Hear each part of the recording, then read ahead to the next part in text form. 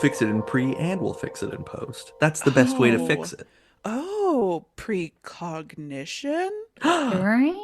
You're going to see what I did there if you remember that word Yay! Oh. and things related to it. We haven't even introduced the show yet. And I'm you already seeing it. you're triggering. Yeah, you're precogniting. It's true.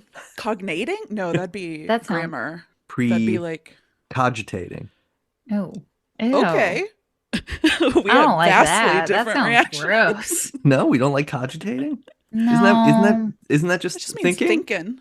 Yeah, to meditate like or it. reflect. Doesn't mean I like it. That's fair. That's yeah. fair. I don't like that either. You That's just true. don't like I that it also has. don't like you don't that. like that it has tating in it because it sounds like baiting. Is that the problem? Yeah, walk us through it. Yeah, if we keep no, it's because of the okay. So Oh, this is a precog, GIF problem.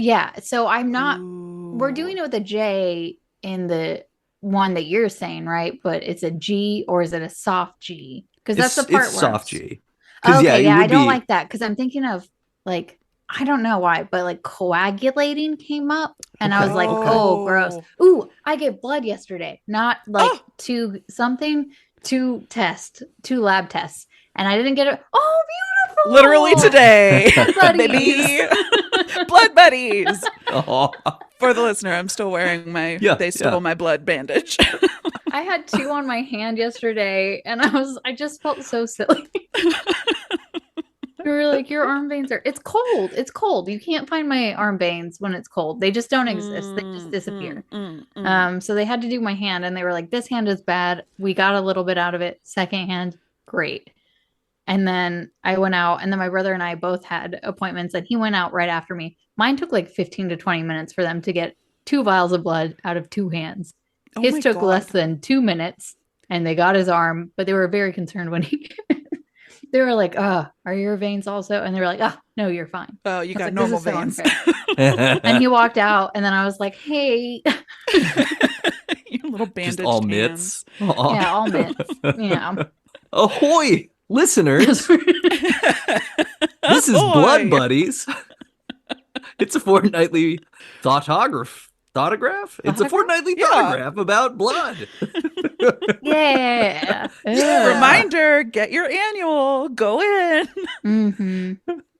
Preventative care, etc. Nate, have you gotten yours? We've gotten ours. As buddies, we should all be holding each other accountable. So, Nate, Yeah. when are you For my blood test, is that what you're saying? for your Mhm. annual? Or your Yeah. annual. I haven't had one yet. No. I guess I gotta go. Okay. I gotta Next go. episode, you're gonna have to tell us the date. Yeah, Write it down. they can take it. I mean, if we want to do it live, I can open up. Okay, No big like deal. literally open up. Yeah. We'll just I'll get an Take a Nalgene peek bottle, we'll inside fill there. it up. Oh, Oh, you meant DIY. I was Yeah. hoping you would see a doctor. I mean, what I meant was DIM. do It's always bothered Do it me. We say myself? Do it DIY, but it's myself, always I my see. like Mhm. it's not do it yourself, it's do it myself. Who You're are you right. talking to? That's true. DIY, right. DIY is an aisle in the hardware store telling you your business. DIM Oh, is me doing is my what you're business. doing. Oh, You're I like right. it. Huh. This is like uterus miterus. Exactly. Mhm. Exactly. You know. But listeners, seriously, this is Debut Buddies. It's a fortnightly podcast about firsts. And I'm Nate. I'm one of the buddies. I'm Kelly. I'm an additional buddy. I'm Chelsea. I'm the other buddy. And on this episode, we're going to get paranormal spoopy. We're talking about the first thoughtographer. And I don't mean someone who takes your old Polaroids out of the freezer. Oh, got it. Thank you. No, wait, I I'm don't. talking about Hold on, help me. Thank you for pausing. I appreciate it. Hold on, help me. Thought. I'm not there yet. thoughtographer. I know, Oh, right? got it. Oh. Okay, that does not bode well. Everything's gonna be just fine. Oh, God. I have a gizmo for you to look at. Yay! It will make magic happen. No, we're talking about the first person who claimed or was perhaps claimed to have by someone else, perhaps in a position of authority, who took advantage of them to be able to project their thoughts onto film and or the paper that comes out of film known as a photograph. At first I was like, you're really explaining this a lot. And then I remembered new people to this earth don't have memories of these cameras. Yeah. It's true. The youths. I don't suppose our demographic is heavily Zoomer, but if it is, yeah, I'm glad you explained. In fairness, our demographic isn't heavily anybody, but I had a dream that we had a ton of listeners. I had breakfast already, so I'm sorry. No, I have that dream every single time we get on here. Look, we couldn't do as good a job as we do unless we believed we were doing it for someone, and that's why we're here. Yeah. That's why we do the work, That's why we do the work. But and also, we're just curious little cats. It's true. I want to learn stuff. Meow meow. There she is. The to your point, Kelly, the whole thing with cameras and the existence of them, like we are the last of maybe 2 generations, because I'm certainly much older than both of you, who one would have probably had film cameras in the house and maybe even owned a film camera of our own at some point, but also existed in the brief window of the early 2000s into the 2010s where places like Urban Outfitters had a resurgence of Polaroids because everybody went to that sort of authentic energy. And so you could buy a Polaroid camera and film and spend an ungodly amount of money on it to have it. Like vinyl is today. Like it's the same sort of aesthetic that's happening. Just with we love tangible things, Truly. In a world of just pixels, ones and zeros. Yeah. In a world of Love ones an and zeros, item. be a 2, Be a 2. Whoa. That's right. Whoa. I'm trying really hard. Whatever. Don't make a binary joke, you dork. That's me. I'm the dork, not you, Nate. For once. I'm a dork. This one time. No, look, hey. I'm chastising myself. It can be for everybody. It's all That's good. True. The other sort of thing that this will be my tangent to my sort of experience of thoughtography as a concept, and this isn't an exact parallel, but there was a video game series that Capcom put out, I think Capcom, called Fatal Frame. And there were at least 2 of them that were released in the United States. One of them was on the original Xbox, and I think the other one came out on like a later Xbox, maybe on PlayStation also. The premise is that you're in Japan in like a haunted house, and you have a camera that allows you to see the ghosts. And the camera also allows you to take photos of the ghosts, and that's the only way that you sap their power from them. Oh, cool. So you have these high intensity boss fights with really rough ghosts where you're just you're trying to frame them in the photo properly and get them in focus and then take the picture, right? When did this come out? I'm going to say 2004, maybe. When did Pokemon Snap come out? Ooh, I'm going to guess like 2008. Okay. Because that would Snap was like a DS thing where you got not the camera, right?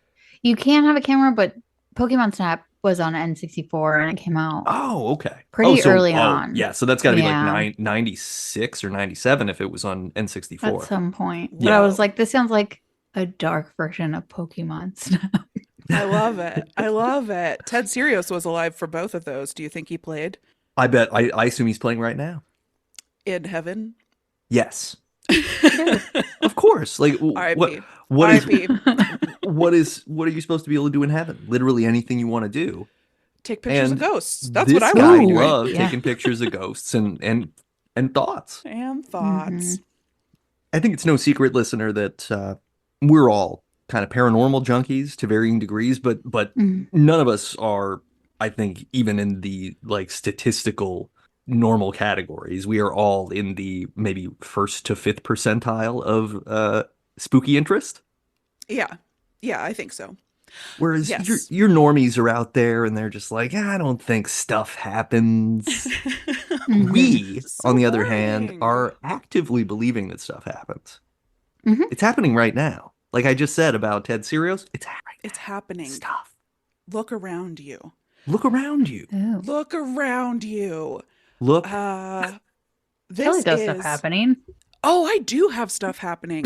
This is not on the subject of thoughtography in any way, but it may be a psychic phenomenon. Or may I interest you in an anecdote from my life off topic of today's episode? I mean, this is highly irregular for this podcast, but I'll allow.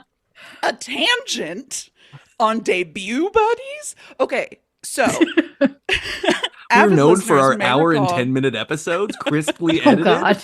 Tight, no fat. You may recall that I live in a house that I hate. And part of why I hate it is because there's like a column of the house that has bad vibes. And I say column because it's on 2, potentially 3 floors of the house that feel bad. I say potentially 3 because there aren't floors in the attic, so I don't hang out up there. But I am forced to assume that the bad vibes continue on into, I don't know, the ionosphere. Like, I don't know how high this goes.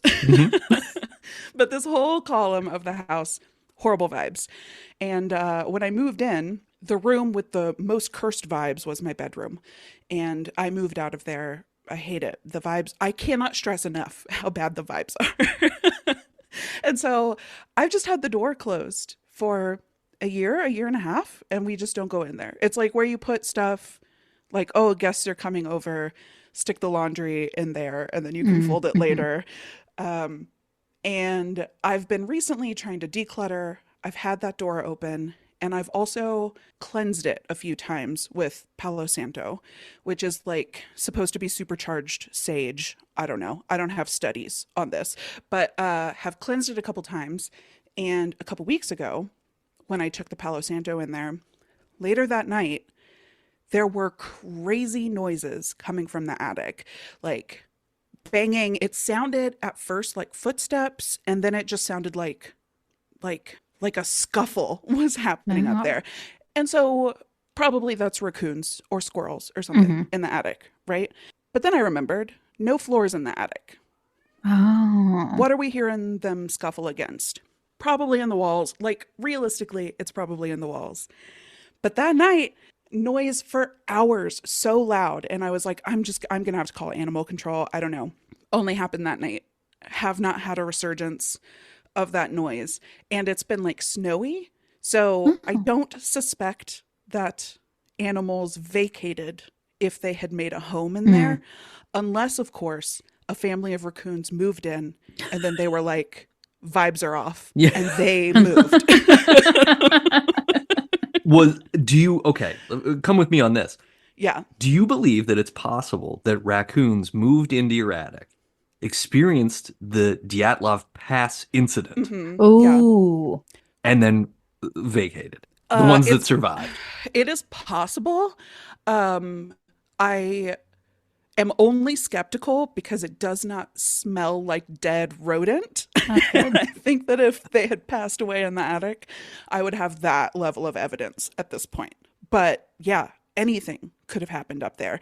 And then the other night, Chelsea, was this just last night? 2 nights ago? Yeah, it was really recent. Tried to cleanse it again, and the Palo Santo wouldn't even light. It would not. Like, what the fuck is going on in that room? I hate it. I'm going to go ahead and say that I think you should sell that house. I want to.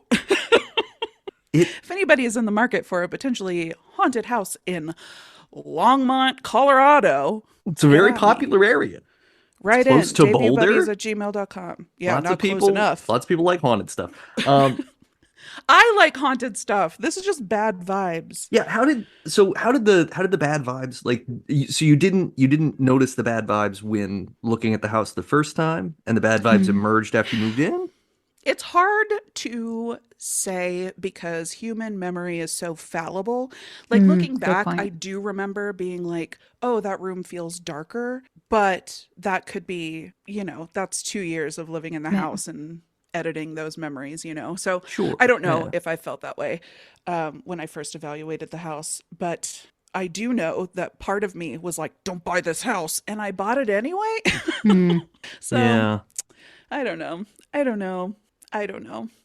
I do think that there might be a ghost cat here. Chelsea, you Aw. experienced it first when you Oh, came to yeah, visit. I did. Yeah. Mm-hmm. I was like, Chelsea, how'd you sleep? And you were like, I thought Mouse jumped up on the bed. Mouse is my cat. I thought Mouse jumped up on the bed, but then I realized the door was closed. And I've experienced that a handful of Yeah. times. So It was often very I'm like, weird. yeah, Yeah. so strange. And we both chalked it up to like, oh, the train goes by. You were probably like sleeping Yeah. poorly or whatever. But I experienced that a fair amount. And also, like, not just jumping up into the bed, but I'll think that I see Mouse enter the room. I'll be like, hey, bud. And then I look over and I see that he's asleep in his bed around the corner. And I'm like, okay, well, then who the fuck just came in here? Like, Ghost I don't cat. know. Ghost cat.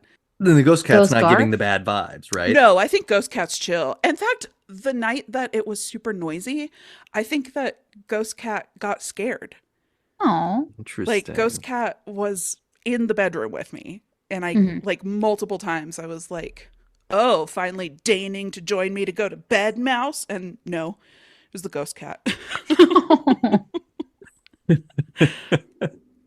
Oh man. I don't know, man. I don't know, man. Yeah. Yeah. Yeah. Sell the house. Get out of there. I want Please get to. I out of there. want Yeah. to make an Leave that house. offer. Not because of the haunted, just because of the. Yeah. For Oh, myriad yeah. reasons. But yeah, if there's like It's a beautiful house. Yeah. It It's is. so beautiful. Yeah. Yeah. Not for me. And I even would love a properly haunted place. You guys know this. You know Oh sure, me. yeah. Yeah. Yeah. No, just feels bad. Gotta keep the door closed. Well, let's talk about thoughtography. Let's You do it. ready? So I'm I'm ready. gonna give you the definition as provided from Wikipedia Okay. Oh. on what Okay. thoughtography is. Okay. It's also called projected thermography, psychic photography, nengraphy, and Whoa. nensha in Japanese. Mm. It is claimed What is- it's claimed to be the ability to burn an image from your mind onto a surface, like photographic film, through parapsychic means. Cool. What is the nen for the root word? What does that mean? Oh, I don't don't know. know. Because the other ones, I was like, I understand the words that make up the words, So but that one one of I the didn't. words that he mentioned is a Japanese term. Mhm. So I don't know that I'm gonna be able to infer a root from that one. Mm. I'm gonna guess that the nenography thing comes from nensha, and I think the Gotcha. nensha is just the Japanese. Okay, That makes sense. Nensha is just thought. It's the name for that ability. So it's just basically, yeah, we're doing brain psychic photography. So interesting. It's so fascinating. And I, up top, I do want to make a distinction between thoughtography and spirit photography, and also even from photography taken during physical mediumship seances. So spirit photography is more like fatal frame. You're taking Right. pictures of ghosts. yeah, You're yeah. taking pictures of things that ostensibly live outside of yourself that potentially somebody else could observe. Whereas thoughtography exclusively comes from inside your dome piece. Yeah. And then some of the examples I saw of thoughtography were just photography during physical mediumship seances. Oh. And physical mediumship is a whole other thing. And I'm pretty open. I just told you about how my house is haunted by a ghost cat and bad vibes. Like, I am open to weird shit. Physical mediumship is made the fuck up. So You're talking about like the parlor trick style of setting up and holding a seance and doing I'm the medium through which all of these things are speaking? It's a little more than that. It's Okay. definitely in that vein. It was born out of that like spiritualism, um, obsession during like the Victorian era. And it's a very similar setting, but physical mediums claim to be able to not just make images, but conjure physical things. So, Okay. like, uh, one of the most common things that they claim to generate is uh, ectoplasm. Go ahead and put a pin in And that, for I see what Oh, yeah, you did yeah. there. Oh, yay, write it Just saying. down. Just put a pin in that one. Or like hands. hands connected So to something or just straight up just straight up floating hands? hands, floating Okay. hands, sometimes Okay. faces as well. But I watched a documentary about this not long ago, and one of the physical mediums from this would have been years, decades and decades ago, allegedly was able to conjure like physical body parts, sometimes hands, sometimes feet, I think an elbow in one of them. Hmm. And Hmm. researchers allegedly took casts of these things.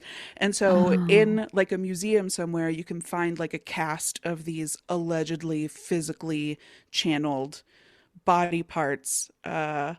But like modern physical mediums, oh boy, no photography is allowed, so there's okay. nothing for us to scrutinize. And even the people who attend these seances, uh, the thing is held in the dark. So it's like the Oh, most you you can can't. hope for is some like weird shapes. Like, oh, I think I Okay. saw movement over there. Like, no, come on. But the woman in this documentary was very interesting. First of all, she looked like Tilda Swinton, or at least that's how Oh, I'm lovely. remembering it.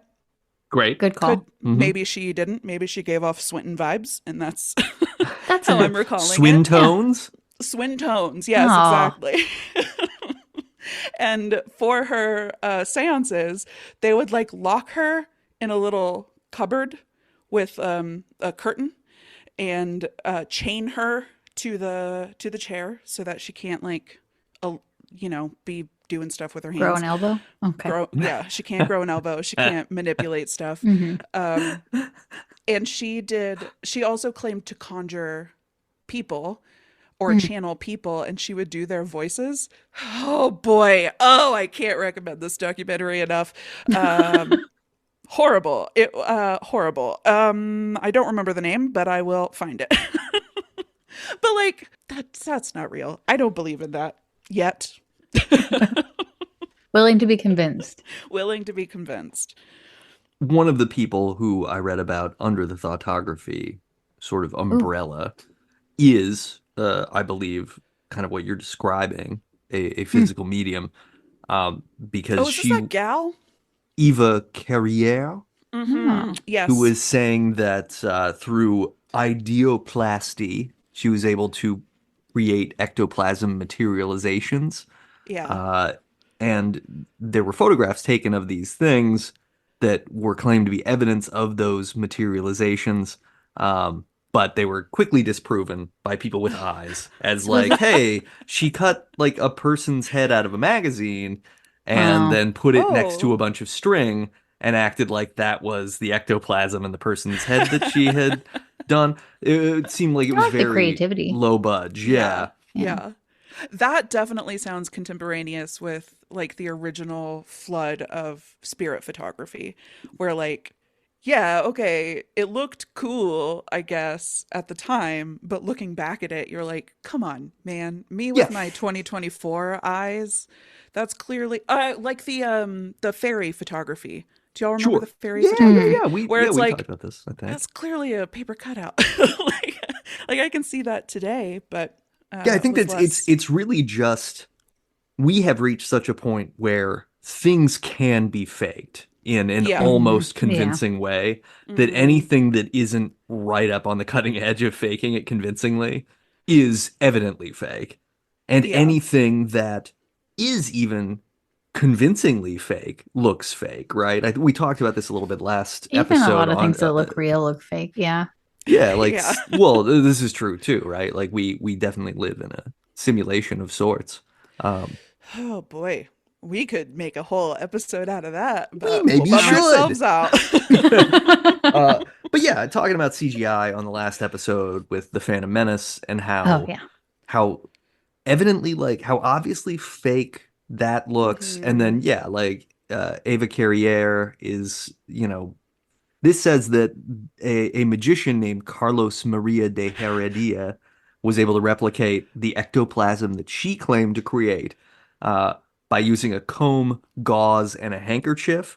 So you just have Oh. to imagine like those elements together. And I guess like if you've never seen anything like it before and somebody produces a thing that is physical, Yeah. right? It is at very least practical effects. So there's some Yes. virtue there. But Sure. what would make it seem ectoplasmic? I don't know, because it seems obviously very material. It's also interesting, it's not to call back to the Victorians again, but that was like the big age of spiritualism and also the first sort of Photoshop equivalents. Hmm. Like, Oh. and that does still fool us today. Like when you think of like corseted women of the Victorian era, you think of the teeny tiny little waist that looks impossible. And it looks impossible because it was. Those are manipulated photos. Like people would uh like literally scratch off parts of the image to cut in a waist. Like it's just Ugh. Facetune, but manual.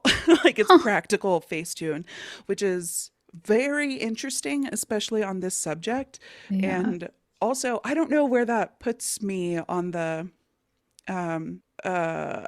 belief Mm. spectrum. Cause like, sure, that still fools people today. I don't, but Yeah. so much of it like looks blatantly fake. So I don't know. Does Mm. that help or hurt? I don't Yes, know. exactly. Yes. Yeah. So, yeah, let's talk about this. Thoughtography. We're putting our thoughts into the photos. And things that people have claimed to put in these photos can be anything from like a shadow to a vague shape to a person's face to I think I read one person claimed to have been able to project another person's barn that was very far away and the surrounding environs onto it. Wait. Onto the photograph? Yes, Okay. onto the photograph. And was this Ted Serios? Because he did a barn Yeah. I think also. it must have been Ted Serios that did that one. Yeah. Now, Yeah. do we? I found someone who I think is not Ted Serios who is the first, but do we feel like Ted Serios is the first, or are we going to talk about Ikuko Nagano or I That's what would I was gonna. love to Nagao? hear more about that. I did all of my research on Ted Serios Okay. and then went to the Wikipedia and was like, well, goddamn. Yeah. It's 1910, and there is a professor named Tomokichi Fukurai. My pronunciation would be terrible. I don't speak Japanese. I'm sorry. Uh, this is a assistant professor of psychology at Tokyo University. He's also a supernatural guy. He loves that Love shit, it. and Same. he ends up befriending and now everywhere I read this, it's like took this woman under his wing. I don't Oh. know if this was a grooming situation or not. Oh, this is what you were talking about. Through Gotcha. the through the lens of Oh. time, it's confusing whether this anyway. The woman's name is Ikuko Nagao, and Tomokichi had been experimenting with clairvoyance, specifically one named Shizuko Mifune earlier in the Mm. year, earlier in 1910. None of those worked. Um, And was that guy photography or just clairvoyance just or Oh. just straight up clairvoyance. okay. But Mm. he was just trying to do supernatural parapsychology kind of stuff, right? Really Yeah. wanted this to work. Um, Mm. and determined that like he would be able to work with Nagao because she was able to create Nensha, right? She was doing Mm. spirit photography. Um, so she's doing this basically, and everything I saw was just like, hey, they proved that they were fraudulent. Oh, bummer. No. They Wait, weren't, wait. So was it spirit photography or was it now thoughtography? that's kind of where the Nensha thing becomes difficult because it is about telepathically imprinting images onto photo Yeah. plates. Okay. So I think we said spirit photography is taking pictures of spirits kind of thing, right? Yeah. I do think this is more of a thoughtography thing. Okay. Mhm. But yeah, some journalists called out the photos. The credibility was stolen from the whole thing, and then she basically gets very sick, very like she gets depressed and then Oh. very sick, Oh, and then she dies of yes. Oh. fever. Oh. But the guy, And Tomokichi yes. Fukurai, continues to work with Nensha people wherever he finds them. It doesn't get anywhere with it. Oh. Oh.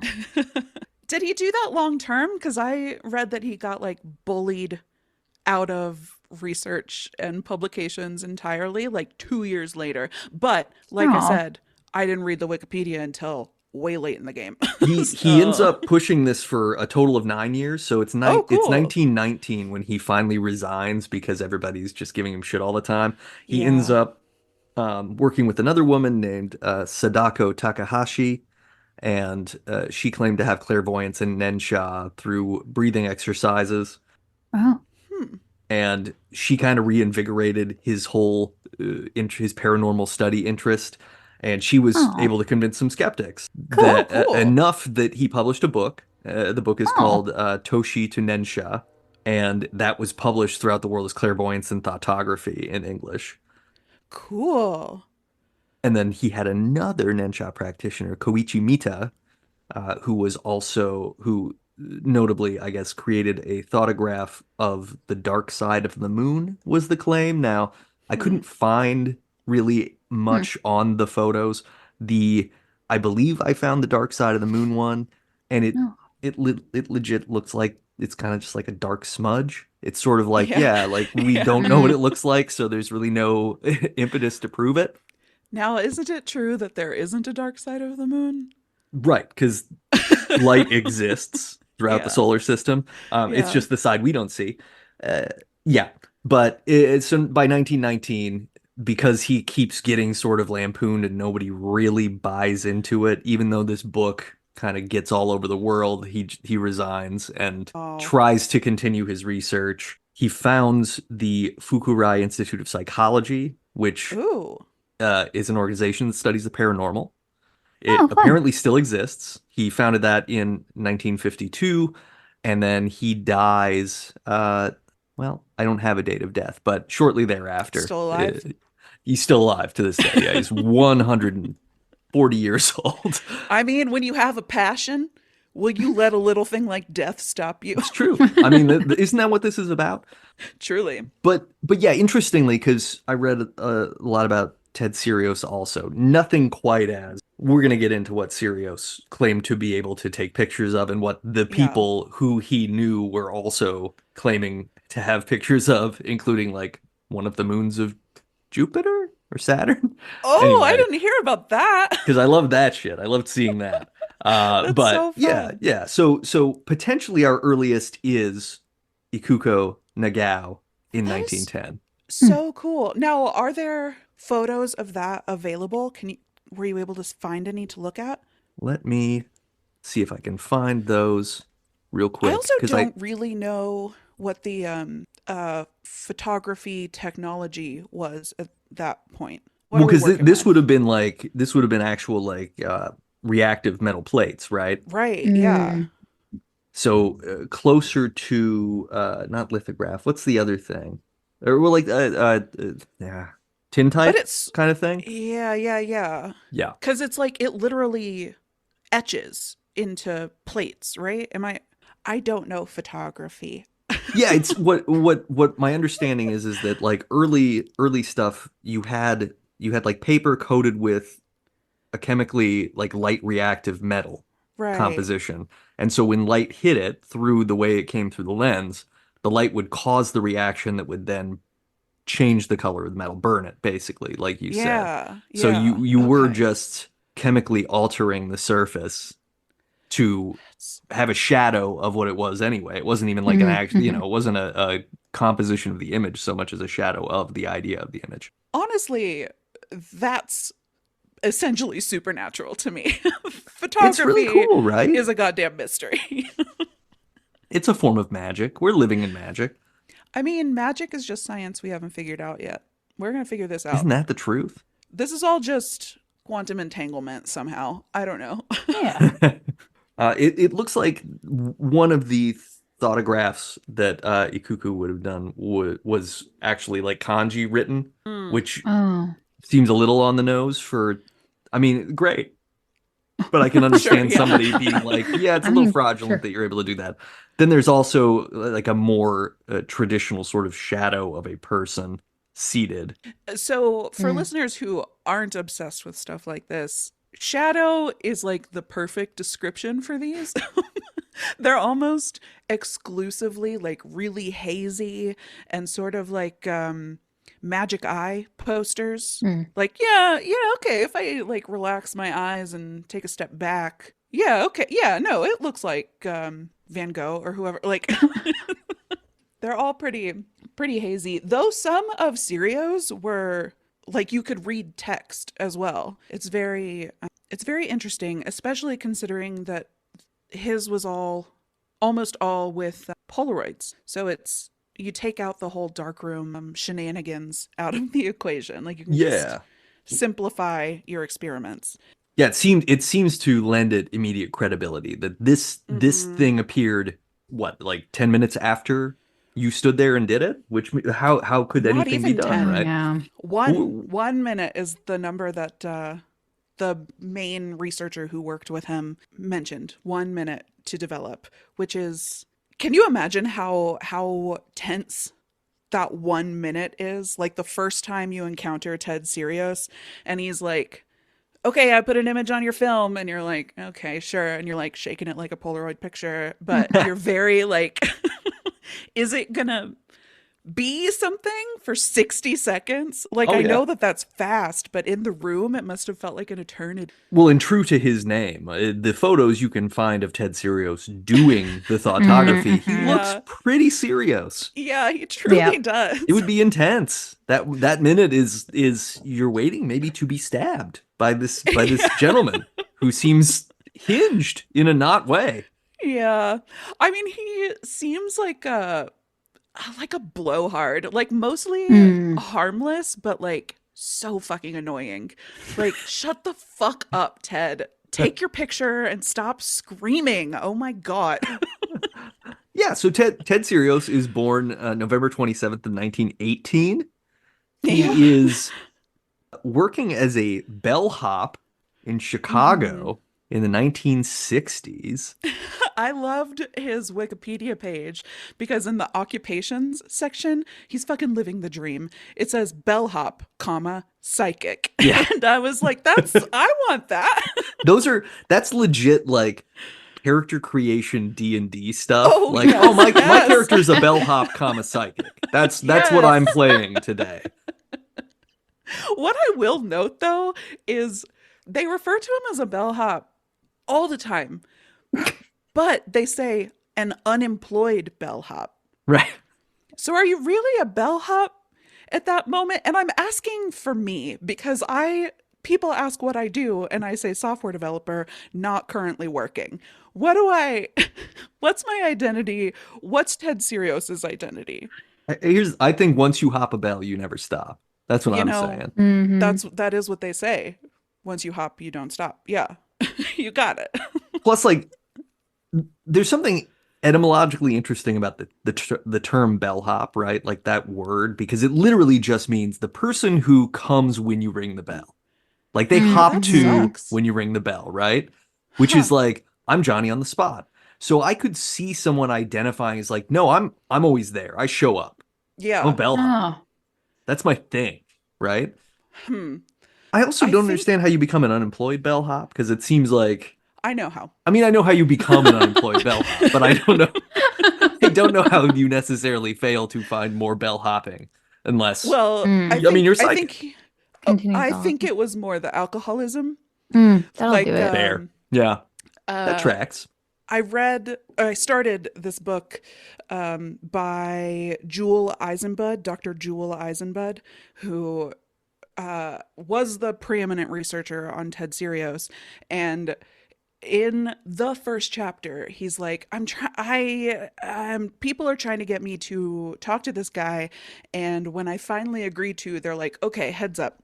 I know we set this meeting for noon, but Ted drinks. So he may or may not be there. like, like bellhop, hop when the bell comes. He's not hopping. He's not hopping. It's like eventually I'll get to that bell. He's more like a bell stroll. You're like a bell. Stop ringing that bell. I have a headache. Yeah, exactly. Oh God, this guy. He seems like I bet he's a real hoot at parties until he's like 3 double scotches in. And then you're like, ooh, somebody better take Ted home. Is he a real hoot, like, for the first time you meet him at a party, and then after that you're like, oof, that guy, the thoughtographer's here, guys. The thoughtographer's here. He's gonna do that weird thing with his face again. Why is he yelling and screaming obscenities? There is a little bit of a vibe of like, you go to a party and there's that guy that notices that there's a piano or a guitar in the house at the party and immediately is like, I'm gonna do this. It's my time to shine. And everybody's like, no, we're just hanging out. And Ted's like, give me your camera. Ugh, I hate that guy. I got my gizmo right here. Give me your camera. He did seem, for being that big of a personality, in terms of the experiments that researchers wanted to do, he was very agreeable. They were like, oh yeah, do it naked. And he's like, sure. And they're like, let us look in your butthole. And he's like, fine. Like, we're sticking you in a Faraday cage. Okay. Like, he was just down to clown, which I guess is true for a lot of alcoholics now that I'm saying it out loud. Well, because they did still supply him with alcohol while he was. I've got some ideas about why that might have been. To produce the thoughtography? Sort of. In a lot of psychical phenomenon, like the first step is raising the energy. Okay. And so I thought it was going to be get him drunk. So I mean, it works for reality TV and it works for psychic phenomena. Not a lot of things it doesn't work for.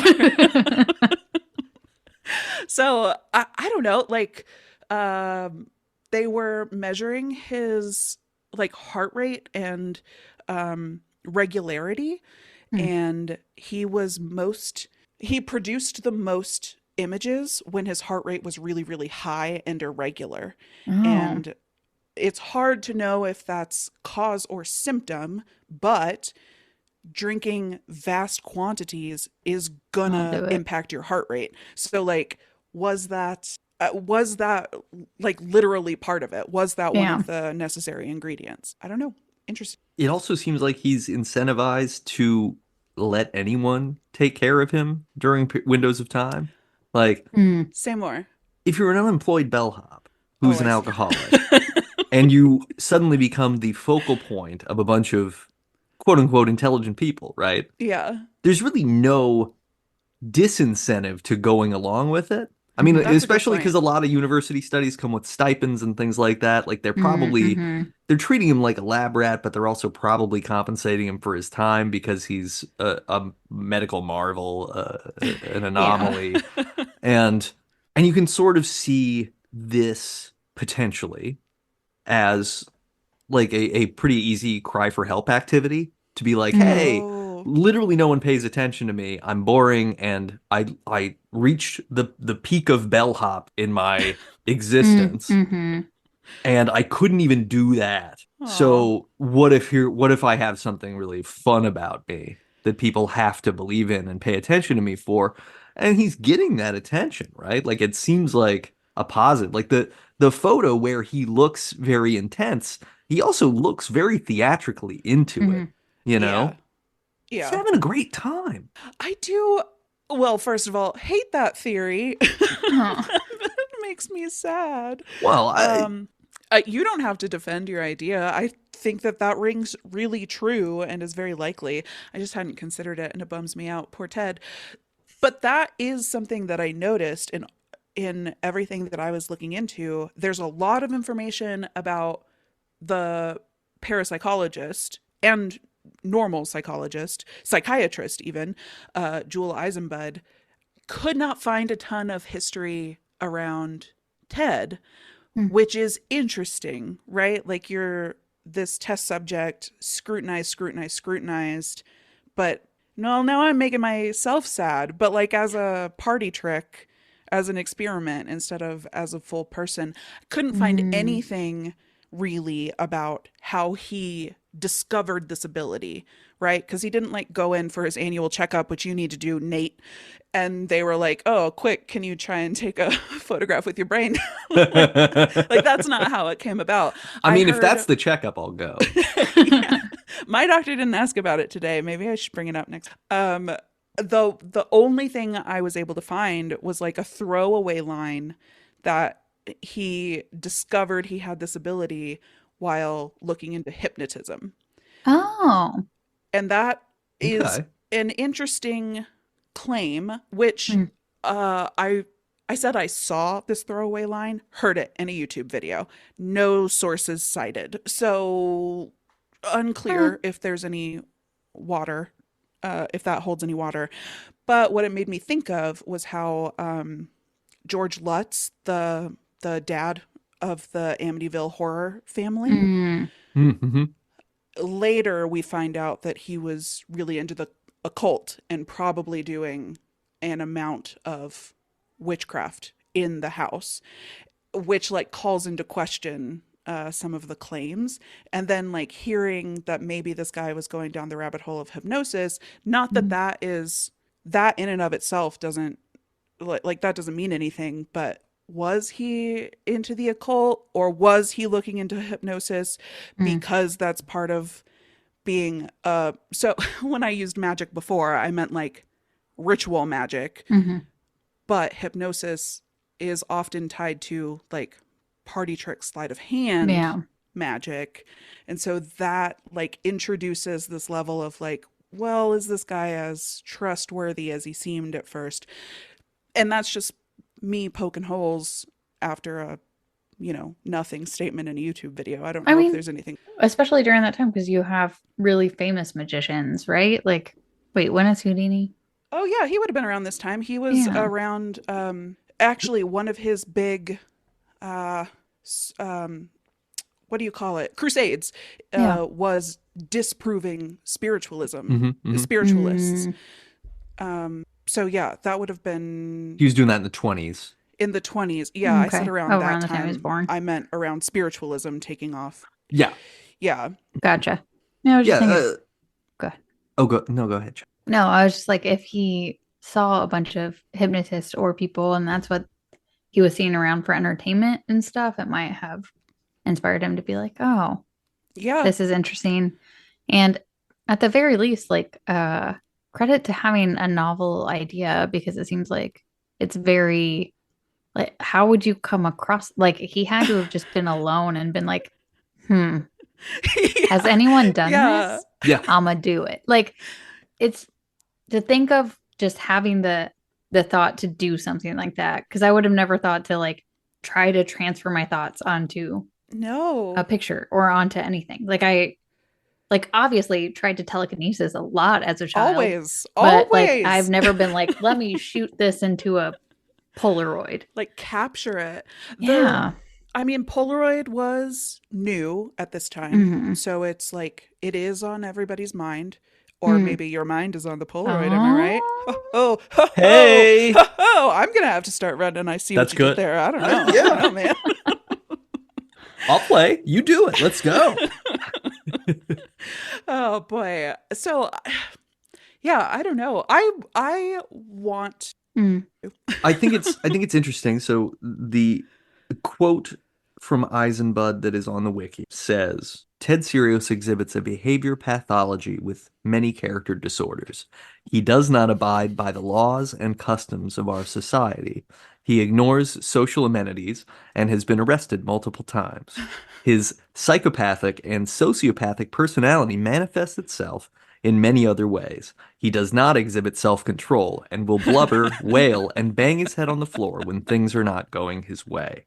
Now, Great. Just throwing tantrums. yeah, this is not to disprove the thing because yeah, I mean I love the idea that it would be real. The Ganymede thing that I was referencing was that it's actually Eisenbud after getting one of Ted's photos. Mhm. He works really hard to try to prove that the photograph is of the surface of Ganymede. Oh, So this is the third moon of Jupiter. yeah. And this is also in Eisenbud's words, quote, "Unfortunately, I couldn't get an astronomer or optical scientist to agree." Yeah. Well, But the question is, Well, were they disagreeing that it was Ganymede, or were they just disagreeing to talk to him? could have All Would of you the been look at this above? photo? either. No. Right? Like it could Sorry, be where anything. did you get this photo? Absolutely not. I am an astrophysicist. Get out of here. Yeah, I don't know. That's very interesting. But what I also think is really interesting about some of the photographs captured is that they seem to adhere to dream logic. So like, Mm-hmm. yeah, maybe that is his idea of Ganymede, you know? Sure. Like it doesn't have to necessarily be it. I mean, and that goes back to the barn image that you referenced earlier. Yes, Serios was allegedly able to produce a thoughtograph of Eisenbud's barn at home. But the thing about it was the image depicted the barn in a state that it doesn't exist. Like it's missing a window on the face of it. And it's not like it's boarded up and it's not like they added that window. Like that barn was built with the window and it's just missing from this image, which seems to imply that it's not like remote viewing. It's like a memory Yeah. almost, or a dream, an idea. Yeah. I think that's the most compelling aspect to it for me too, because Yeah. you know it it goes on to go into depth of the number of people who try to basically disprove and sort Yeah. of just yeah. There lots of people say, "Hey, he's a fraud. Hey, he's using this his gizmo. He has this His little round gizmo. device that he puts in front of his face, in front of the camera." And they're saying like, "Oh, there's just like a tiny mirror with an image in there, or there's something like that, right?" So he's just Yeah. forcing the camera to take a small picture of something else. And they're able to replicate similar things multiple ways, and these are photographic magicians and things like that. And it But looks very similar. It looks like what is being produced by Serios. right, which I mean, the question that's begged comes back to the barn thing, which is like, what is the incentive of doing the improper barn, right? Like it seems like based on the quote that I read from Eisenbud about how he diagnosed Ted Serios, Oh yeah. this does not necessarily seem like an individual who's going to go to not only the extent of finding a picture of a barn that someone else has, but then Yeah. figuring out how to doctor that photo so that it appears slightly different and then Yeah. presenting the slightly different version all with intent. That's where it gets weird, where it's like, yeah, I mean, you can replicate stuff. I just watched a movie that was like a wine fraud documentary about a guy who was making Ooh. fake Burgundy wines and bottling them and selling them to rich people. It's kind of Cool. a fun story. All of Champagne in France is like, yes, we know much about wine fraud. That's right. It is sparkly. You guys shoot carbon dioxide into bullshit and call it wine all the time. Call it champagne. The but yeah, I think that's the thing is the question becomes motive. And yeah, okay, lonely person wants attention. That's motive Sure. enough to start doing the party trick. But to do specific things is always where it falls off for me, right? That's where the paranormal becomes really compelling. It's one thing to be like, I'm haunted by a ghost. It's another Yeah. thing to be like, I'm haunted by the ghost of the third owner of this house, upon whom there is no information published in the public record other than the fact that they Right. once owned it, but I have managed to describe them in a way that matches a photo that their great granddaughter owns. right? Yeah. That's where it becomes interesting. And so yeah, the barn thing is interesting. The There are like face photos, misspellings in the some of misspell, yeah, them. things where it's like this. There's no like it presupposes a lot of effort put into something to try And to make it seem wrong on purpose, mhm. and that doesn't make sense to me. Yeah. No, especially like that's a lot of foresight for somebody who is demonstrably throwing tantrums. Like, Mm. I don't feel that he has, I don't know, the guy. Yeah, maybe he's a crazy mastermind and all of that like prima donna persona is fabricated. So let's assume that that's true. Let's consider the logistics of that. Yeah. So his little gizmo is just a little tube of cardboard that comes in these packs of Polaroid cameras.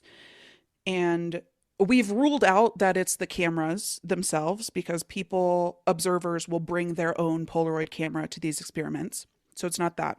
We've ruled out the film because people will like go to a random store, buy film day of, bring that Mm. to the experiments. It's not that. It really leaves us to this gizmo. And first of all, there are documented images captured, photographs captured when, yes, he's holding the little gizmo, sometimes to his forehead, sometimes he holds it up to the lens of the camera, but there are documented instances where photographs are produced when he's across the room. Mm. So that's compelling. Mm-hmm. Mm. But okay, let's assume that maybe there's like some sort of collusion with the researchers. Now let's think about all of these instances where images, photographs are taken in rapid succession. So Mm. we're generating 6 photos all in a row. That would mean that he's having to change out the transparency in his gizmo rapidly Mm-hmm. in 6 minutes, shit-faced, Yeah. just absolutely blitzed out of his mind with a room of people watching him. And these experiments are done in well-lit environments. This isn't like the dark rooms of the physical mediumship. Like, people are watching him, and sometimes he is nude. And they checked his butthole. So where is he keeping these transparencies?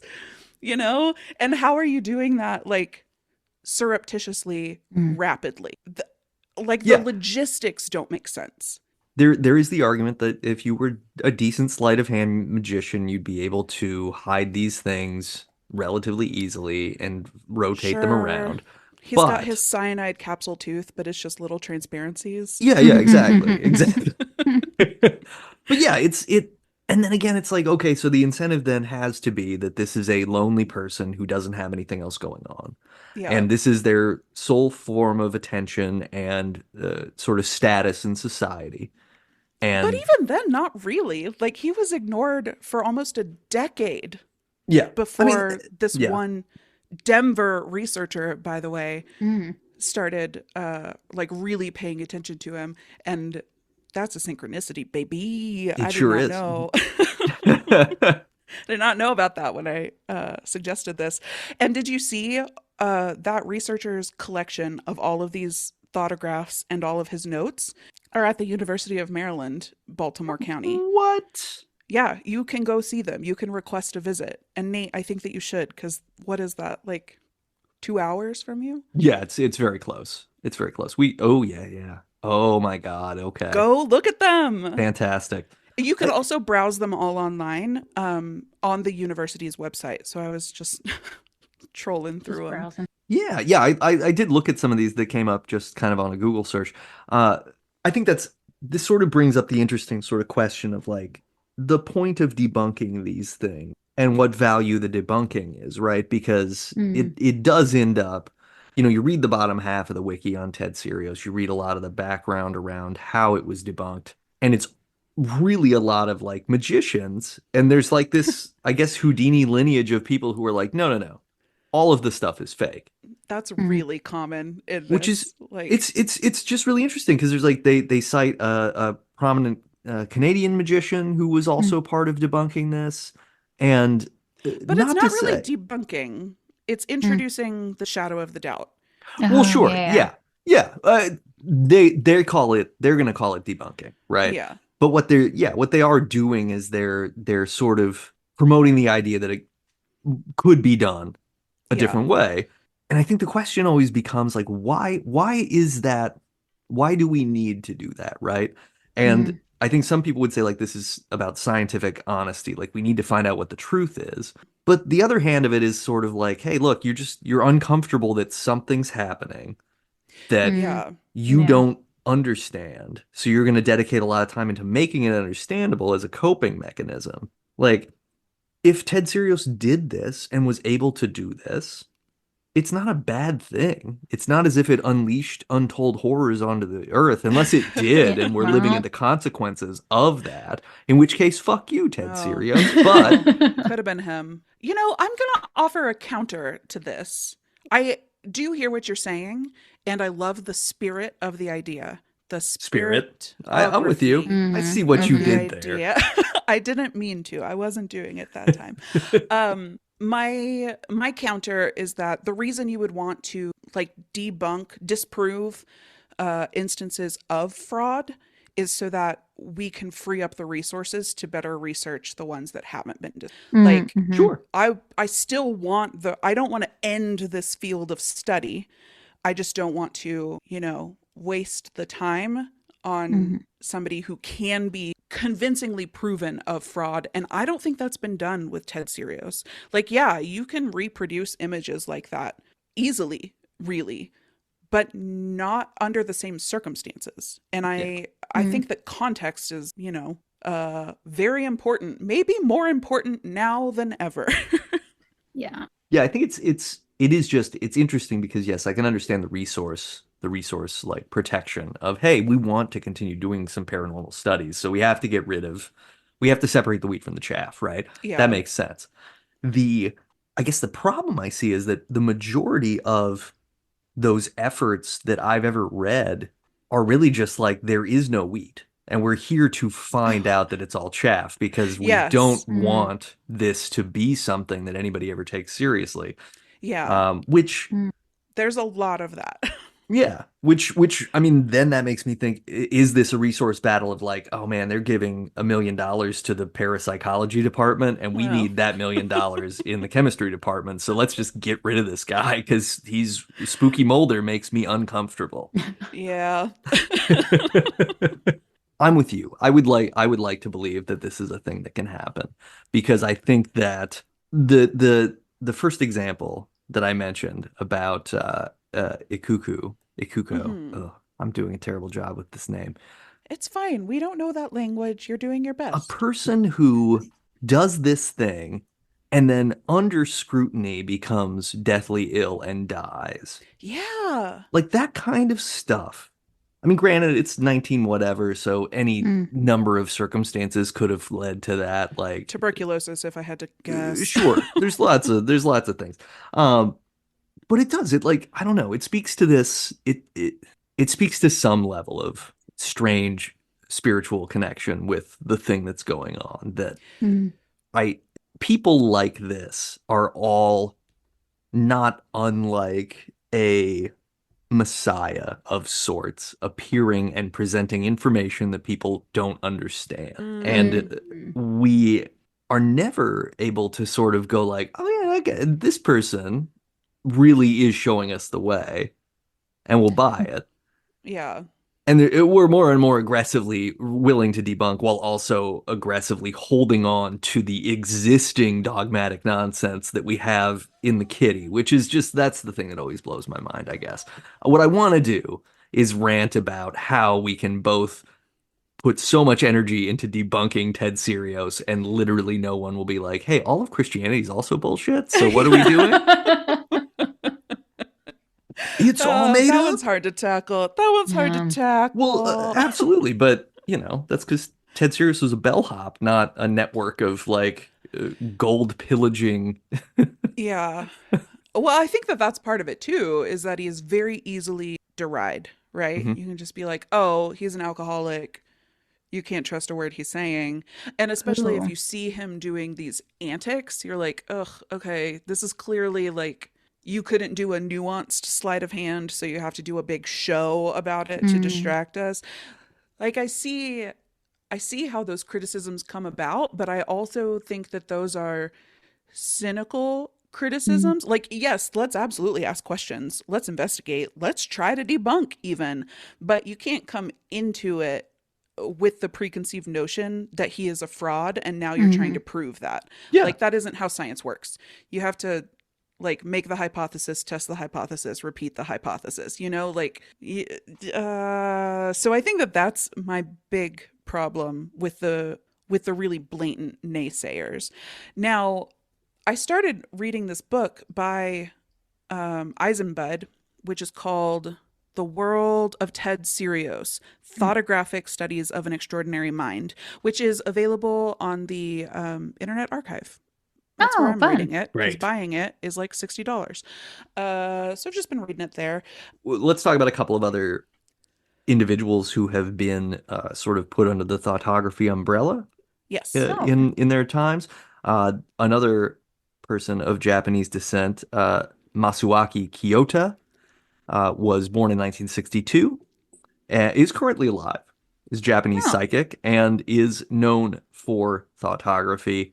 Cool. He was tested by investigators in London, by Grenada Television, and the results were negative. It doesn't really go deeper into what that was. Wait, they were fully negative? They weren't inconclusive? Like The- fully yeah, negative? it just says the results were negative. Oh, okay. They said that with tight controls, Kyoto was unable to project mental images onto film.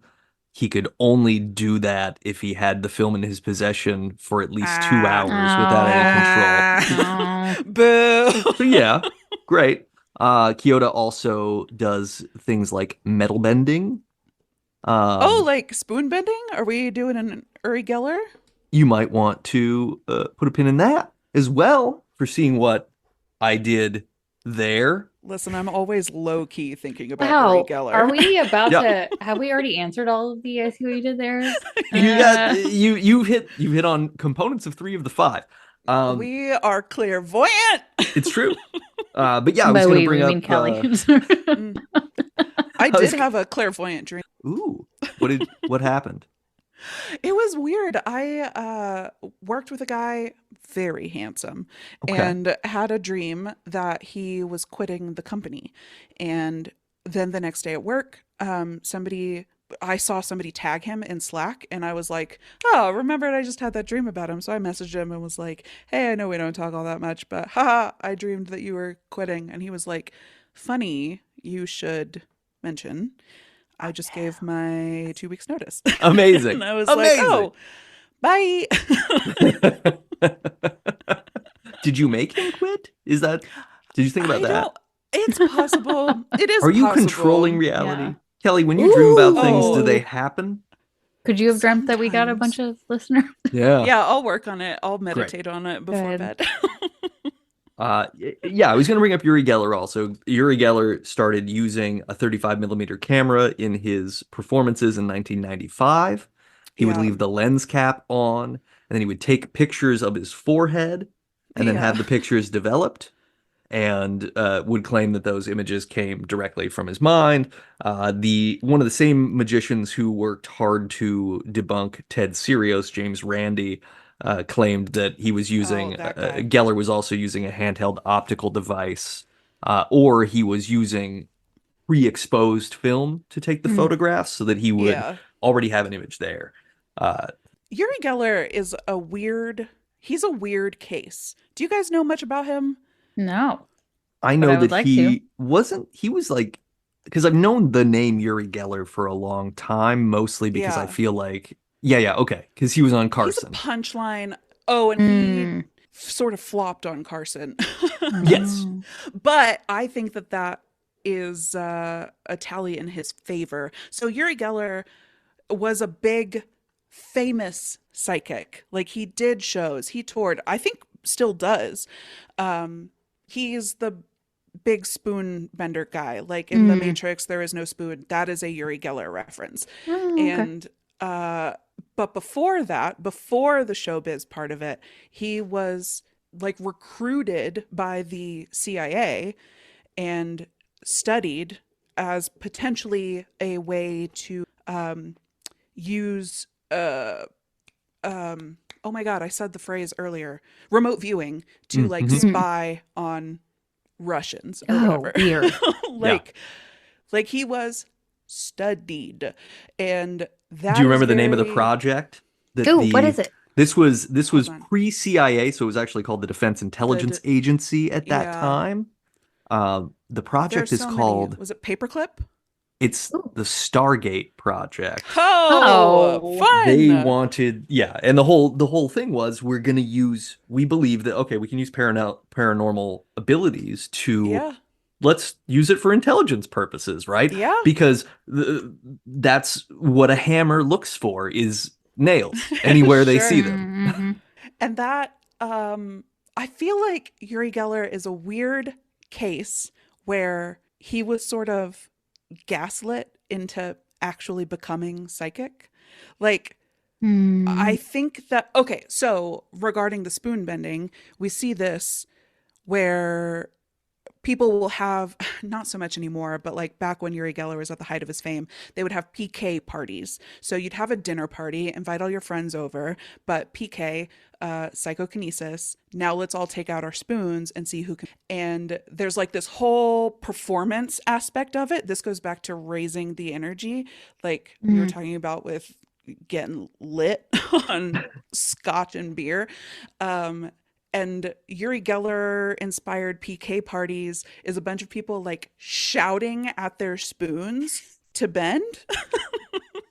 And the thing that people report time and time and time again is that somebody bends their spoon first, allegedly. And Mm. it's usually a child, a kid who Mhm. doesn't have the like firm belief, like, oh, you can't bend a spoon with your brain, who Mm. bends the spoon first. And then once somebody does it, it's like the dam breaks. And now people are bending spoons left and right. And it's because suddenly you fucking believe that you can. Mm. And so some of these instances, especially with Uri Geller, where yes, some of it is showbiz, some of it is sleight of hand and performance, but then some of it isn't. And it's Mm. like a chicken and the egg situation. Like, did you have that and now you were studied, or Mm. did people believe in you so hard that you tinkerbelled your way into into magic? Mm. So weird. It's all fascinating. Yeah. It's wonderful. I have a very interesting this is a great piece for Chelsea to think Oh. about Uri Geller. In November of 2000, Uri Geller Mhm. sued Nintendo for Oh, 60 million pounds over the Pokemon species Jungerer, which was hmm, localized in English to Kadabra, which he claims was an Oh. unauthorized appropriation of his identity because that Pokemon carries a spoon and is a mentalist. yeah. Yeah. Did he win? Uh, uh, let's see. You can't He take on There's no Nintendo, can way. you? Yeah, there's no way. There's no way he. they basically And he didn't pulled like copyright Kadabra from spoons. a trading card until they reached an agreement. And What? in November of 2020, so 20 whole years later, Oh my Geller issued an What? apology and agreed to allow Kadabra cards to be printed again. So that was the thing. There were no Kadabra cards in the Pokemon trading card game What? Oh my until God. 4 years ago. So This I is fascinating. Do bought you have a Ryan super one. rare? We have one because I bought him one when we started dating. Check it out on eBay, my I'm going dude. to. What a fun story. Yeah, yeah. It's very interesting. Very And interesting. what a bitch. What a bitch. He's a weirdo. He's still around. He's still like active on Twitter and Yeah, stuff. he's doing And some stuff. of them, it's like a wooden spoon, right? So I know. I mean, I feel Oh, like how that could kind you of bend defeats the that? purpose. Maybe I'm wrong. Maybe I'm just looking at some outdated things. Michael I had to look Jackson at was pictures. Uri Geller's best man when Geller renewed his wedding vows in 2001. That's a Oh, bummer. That sure is a man, we've bummer. been talking about Michael Jackson a lot on this. Yeah. Let's Recently, move on. yeah. What's another fun fact? Geller purchased an uninhabited 100 by 50 meter Lamb Island off the eastern coast of Scotland, I don't known hate that. for I its want to witch do that. trials. Whoa, fun. Sorry, he bought a whole island? He bought an island, yeah. Okay. It's With his little. It's spoon 50 bending It's money? 100 meters by 50 meters. It's not a very big I island. guess so. I guess But so. it is, and yeah, I mean, it's not like there's a lot of infrastructure on that tiny island. But he claims that on the island was buried treasure from the mythological half sister of Tutankhamun Oh. What? from 3,500 years ago.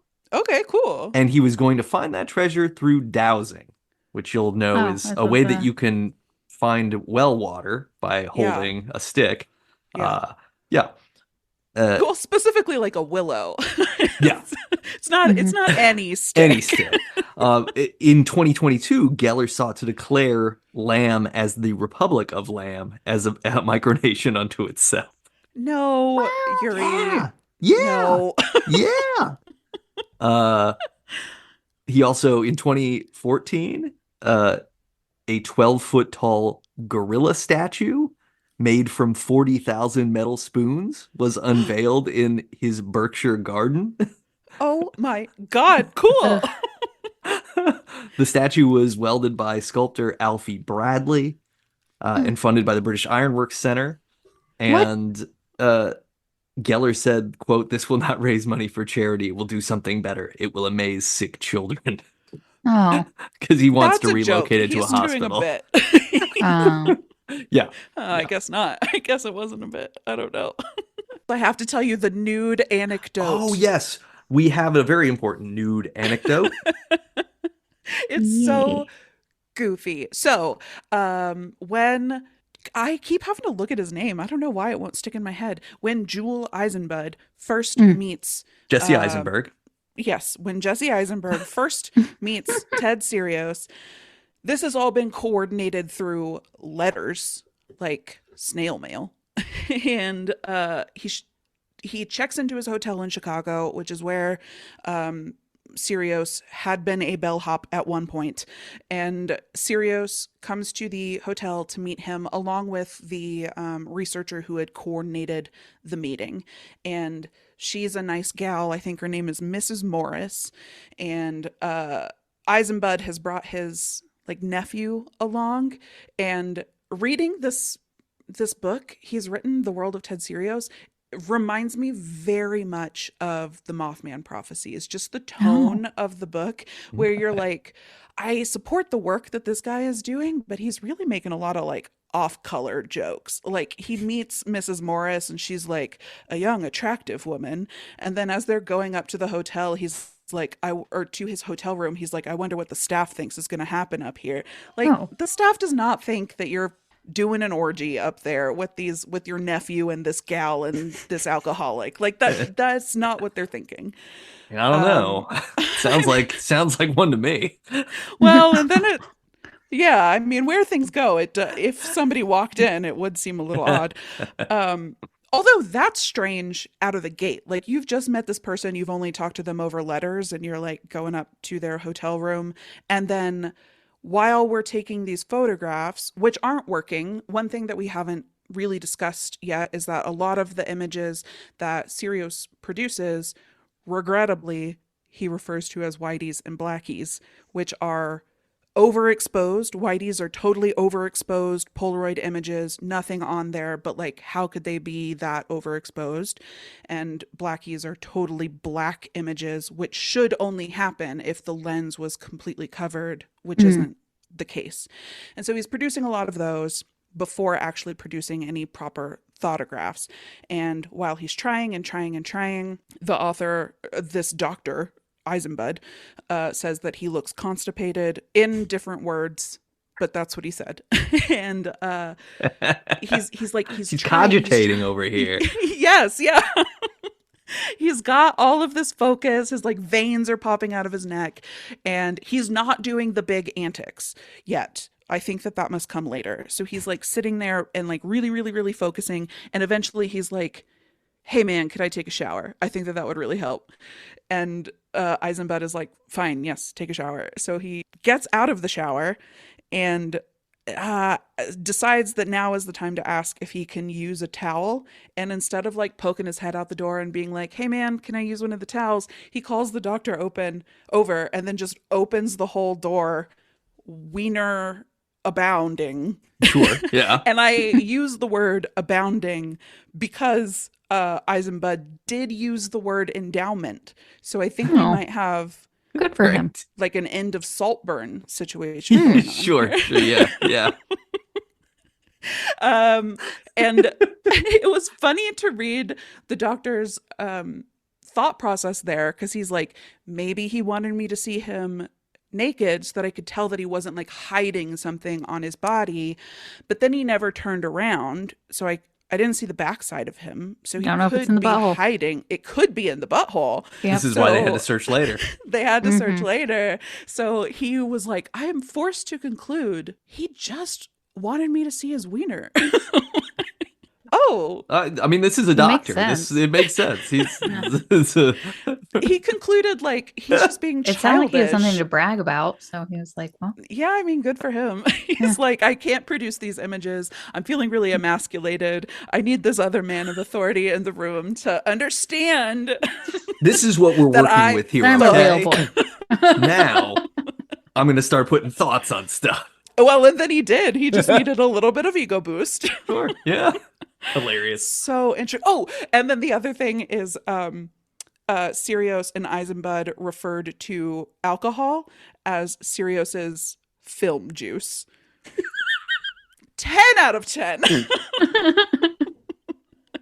If I start using that term, does that automatically make me an alcoholic? I'm going to have some film juice. I think it makes you a predator. That wait. Yeah, that, that's fair. that That's sounds fair. like, hey, you're really pretty. Have you ever thought about being a model? Right. Yeah. Just a minute, let daddy get some film juice and then we'll Yeah. talk about your future. Ugh. Yeah, no. if terrible. we were to make a terrible. cocktail called film juice, what would it be? I mean, he did seem to drink scotch and cheap beer exclusively, so I think it would be like a A scotch Pairing. and beer. yeah. Mm, And I don't think mhm, it's going to mhm. be Enjoyable. pleasant. Mm, Though okay. film juice, I'm imagining something very, very, and not like Okay. amber. I'm imagining like a gross, like, have you ever had an aviation made with really, this is very specific, with really old creme de violette, and it comes out like pavement gray? Oh. Oh, Yeah, That's yeah, what that- I'm imagining. Yeah. Film that, juice. that makes sense. Yeah. Mhm. Yeah. It's Gross. something like the black oil that seeps from Yes. Kralik's face. Mm. Yeah. Yes. Like, yeah. Because one thing we Krychek. didn't mention. Krychek. Kralik is the bad guy in Buffy, the crazy vampire. You were close. You were I was close. close. Then. There was an X-Files connection with all of this. The 1996 episode Unruh uses thoughtography as a premise.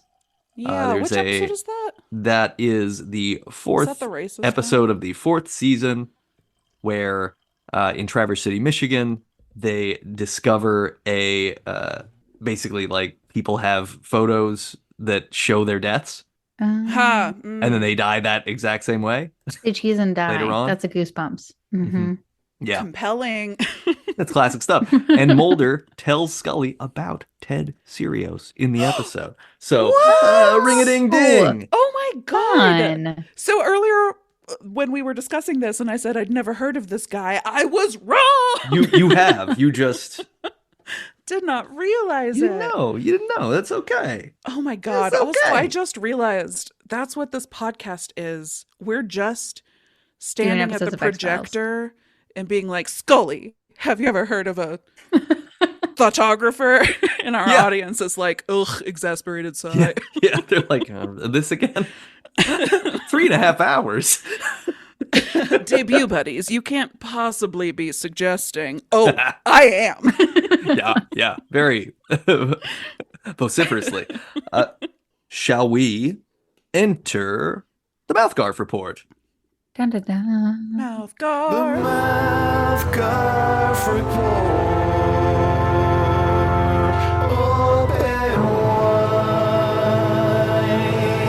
wide for some lasagna. I hate Mondays. MouthGarf Report. So, Mouth garf. Chelsea, what we talked about on our last episode was discussing the other two Star Wars prequels during the MouthGarf. Oh shit! No, Are I you did not watch them. prepared? That will have to be not our next one, but probably in 2 or 3. I mean, We can- She's not going to watch them. She's not no, going to I watch do them. want to watch them. They are on.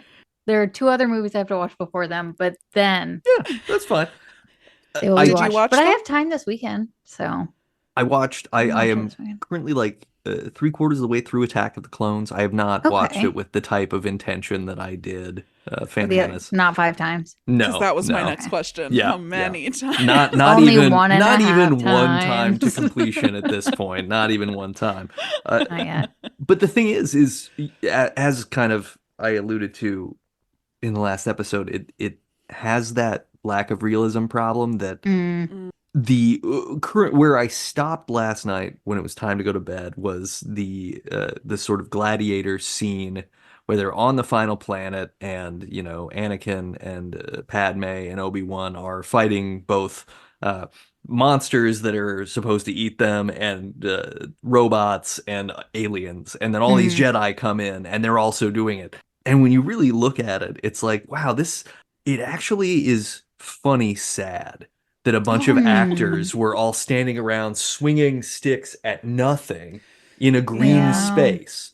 Like, not acting against anything, not acting against each other, just literally like be children imagining that you're playing Star Wars on the playground and do But that that. makes the Yeah. best, like, behind the scenes. Oh, yeah, yeah. Anything It's- with green screen that's trying to be taken seriously, that's ridiculous. Cube 2 hypercube. Oh, the yeah, best. Yeah, yeah. So yeah, we'll get into that later. We'll get into that later. I had a this is MouthGarfy because last Saturday night I went out for drinks with my neighbor. Had a great time. But Wait, is this had- the old boxer neighbor or is this a different neighbor? No, different neighbor. My next door dang it. neighbor, yeah. Okay. Sorry, had- I mean congrats on friendship. Oh yeah. No, it's Yeah. great. The thing that was I tied one too many on. And so I had a very fitful, weird sleep where, Oh, yeah. and I don't know about either of you, but one of the downsides of the mouth guard is that when you're in a like having a bad sleep space, it becomes a combative presence Oh no. to the point where you're constantly biting into it. Oh, yeah. Uh-huh. So I had alternating like nightmares about Garfield and teeth. some Garfield and sort teeth. of Garfield's teeth. someone's Garfield's baby teeth? who I was supposed that would be Someone's- better. Someone's Did the baby baby who have I was teeth? supposed to be taking care of that Ooh. I had left somewhere by mistake Oh. and didn't remember. So I was having that nightmare. Then I was Oh. also having dreams in between of being just ferociously hungry and wanting to eat something and biting down, and I can still remember like you chewing on the mouth guard in my sleep, trying to eat weird. like a piece of pizza in my dream, and it's just like it's terrible. And I was not well rested. Sucks. I've had that before where I think I ate something and then I wake up and I'm still like in the midst of chewing. Yeah. I'm just like, and I'm like, ah, Oh, it's that's not plastic. food. Ugh. And then I No, wake up and I'm like, I thought I ate a whole chicken. I don't understand why I'm hungry. bones and all. No, but before the mouth guard, I used to wake up and have to like pry my like vampire canines out of my cheek. Like I would Oh. Yeah, chomp. And I then feel just like you've mentioned this hold the whole before, and I night. don't. Yeah, I Yeah. mean, I believe you, but it sounds awful. No, it wasn't good. be I like, had calluses inside my mouth. Why did I have calluses inside my mouth? And don't say wieners. It was my teeth. what are the wieners made of? If that's the thing. No, it's just the frequency of Oh, friction. Friction, I guess. okay, Oh, so okay. you're somehow we're also dealing with a dry environment situation. Yeah. Isn't that Great. what you like? Isn't that what Yeah. it's like? Please that, just pack a lot of gauze in before. Oh, God. yeah. Do you remember that College Humor sketch with the gal from Kimmy Schmidt? Where she's like, I'm going to make it so dry for you. I'm going to wipe it out with paper towels. And he's like, no, don't do that. What is that? Yeah, no thanks. Oh, That's I'll not. send it. It's I don't funny. think anybody wants. I don't think anybody wants that. I'm just gonna say I think that universally nobody know what? wants that. I am so certain that somebody wants Well, that. sure, yes. Yeah. In fairness, somebody wants that, Yeah. but Mhm. almost everybody does it. Yeah, ask before. Yeah. Actually, you know what? Be asked. Don't lead with that question. Don't No. assume that that's the option anyone's interested in. hmm That's like, do you want me to put chocolate syrup on your spaghetti? No, don't ask me don't. that. Don't make that offer. That's a bad ask. Don't do it. Oh God, I don't think I have anything mouth guard, Okay. but I did do karaoke in Garf? San Francisco a couple weeks ago. Okay. No Garf, but in between songs, it exclusively played The mouth guard report? K-pop. Oh my Oh. God. Oh, Great. And it was so fun. I was like jamming out. It was great. It's good shit. Yeah. the best shit. The best shit. Chelsea, do you have anything? I'm on week 2 of my Invisalign, and it Mm. hurts like a bitch. So, Yeah. oh, and I got a call this morning to bring the room down about my insurance not covering it. If you guys can't tell, it's in my fucking face right now. Fuck. So, gotta pay for it Yeah. Not at all. They didn't cover any of it. because I'm Fuck. too old. And I was Wait. like, that's kind of something. You're too old to have straight Invisalign. teeth. That work? Apparently, after the age of 19, What? you cannot get orthodontia work. Do a lot of That's dental- got to depend on your plan because they paid for a It's- lot of mine. okay. And I was 34. Yeah, I don't know why mine didn't. But it's also they had a hard time getting a hold of my insurance because that whole breach that happened. And then providers aren't getting paid, but the insurance company isn't paying anything because the thing in between that handles that is Oh. not. Did you not hear about that? Because that's No. not good. Mm-mm. Yeah. They called a couple weeks ago and they were like, "Hey, we can't get your insurance on the phone." And I was like, "That sucks because this is one of the biggest insurance companies that exists." And now they denied my claim for my teeth, which, Boo. yeah, I mean, I would have still done it, but would have loved to have the option of not being so excited that they paid for some of it and then to brag about it to everybody that insurance fucking covered something. Yeah. Oh, I that think sucks. Chelsea, why don't you'll give me the phone number for your insurance company when we're done recording. I'll put it in the show notes and we'll just ask yeah. listeners to call and Yeah. demand that Sounds they great. pay for Chelsea's Invisalign. Pay for my Yeah. teeth. Yeah.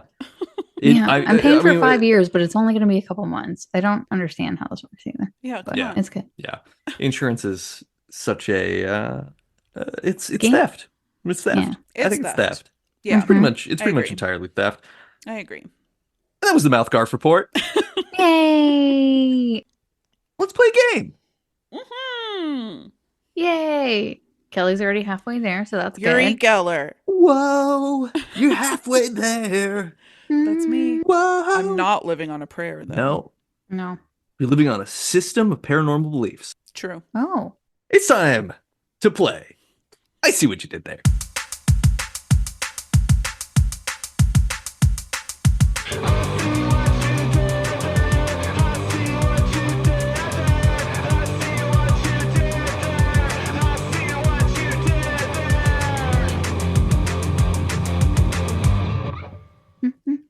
Mhm. Wait, we can't get copyright struck for singing our own songs, right? No, yeah. Oh, I mean, okay. I don't think Michael J. O'Connor would sue us Would for he do that? doing I mean, a if he wants to, rendition. he can, but I That'd be wish. hilarious. Yeah. Here, look, I gave you these for free because I'm very nice, but I'm going to sue you for But doing you a can't bad version of Sing them. it. I Don't mean, ruin them. Don't ruin them by would doing make them your sense. way.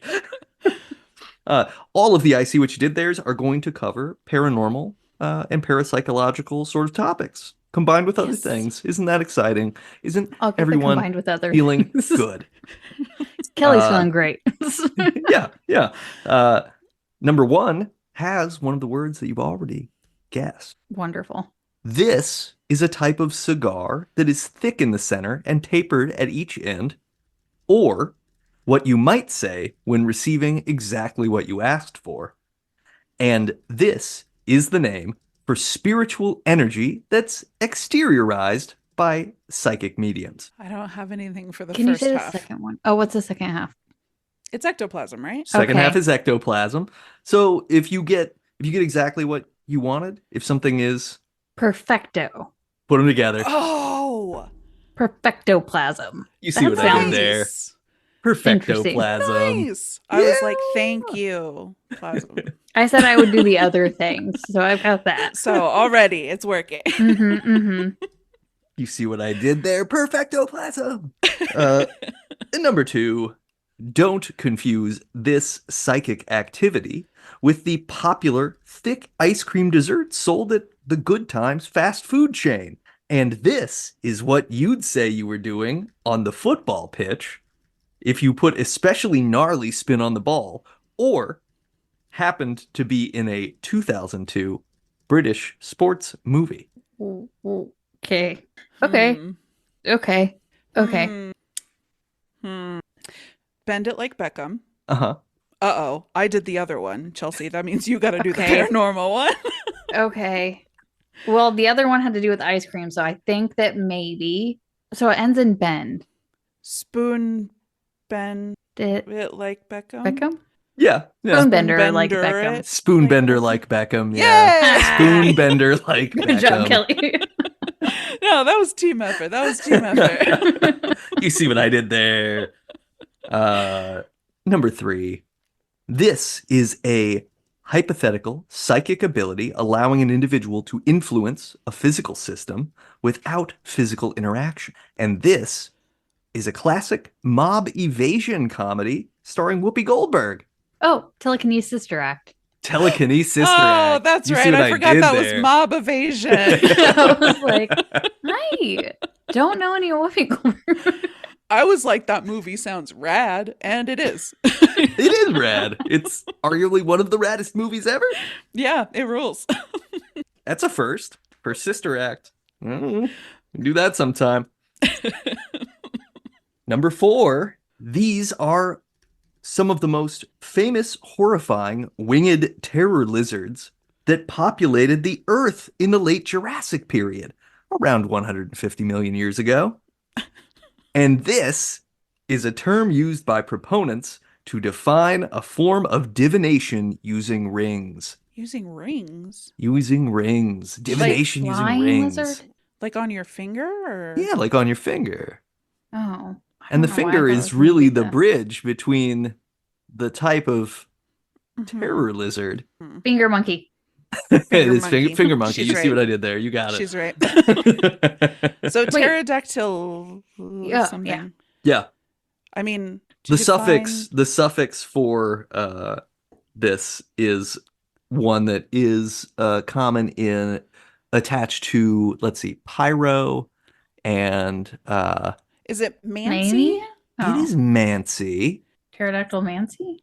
Yeah, I mean you pretty much got it. It's What is it? What letter did I miss? Pterodactylomancy. Oh. Pterodactylomancy, yeah. So Huh. divination with rings is dactylomancy because it's literally about your fingies. Fingies. Yeah. Hmm. We're using our fingies to do some divination. Mm. Cool. What does Yeah. that look like?